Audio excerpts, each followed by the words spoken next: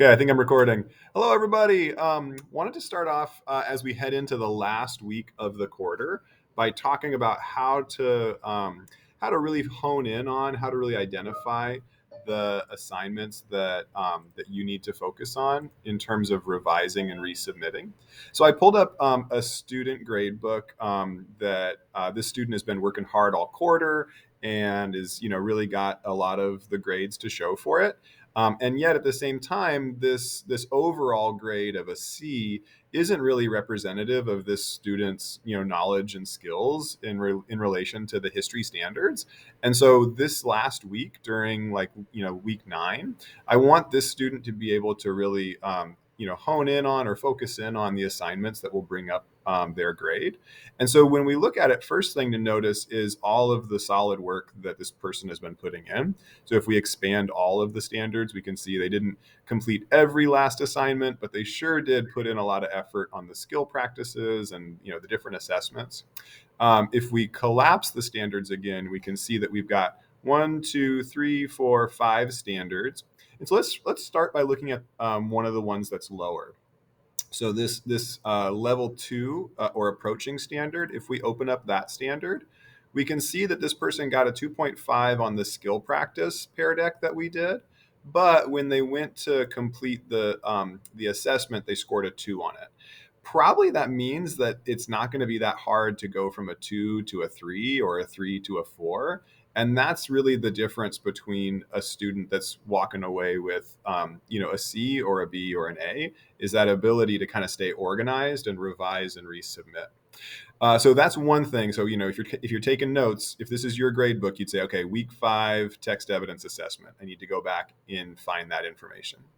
The second one is to take a look at this standard here that has an NE or no evidence and see what's in there. And that's the week 7 government assessment. So that was the game that we played, and I just put that in the grade book. And so what I did is that if you had started the game, you got a 1. If you had finished the game, you got a 2.5. If you had done the assignment that was connected to it, the reflection, and you completed the reflection, you got either a 3 or a 4 based on your reflection answers.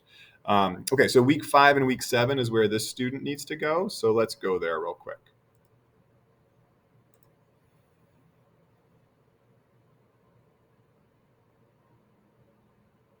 All right, opening up the class, you'd start by going to modules and scroll down. We were looking at week 7. Here's the assessment, do I have a right? And then the week 5, the text evidence assessment. And the other thing that you can do is that's how you find the assessments. If you look at the homepage over here on the right, for me it says to do, but for you it'll say like any to do items you have, but it'll also say down here, it'll say recent feedback. So anything that you turned in, you should have some commentary on it that says, oh, this is what you did well, this is what you need to do next. So take a look at that commentary and then revise and resubmit by either going to modules to find the right assessment or by going to this like to-do list. This to-do list or these recent feedback we'll get you that link too.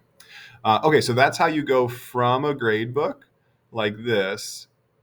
You identify the assessment that you need week 7, or like this one was week 5, and then you come back to class and you look through here to find the week 7.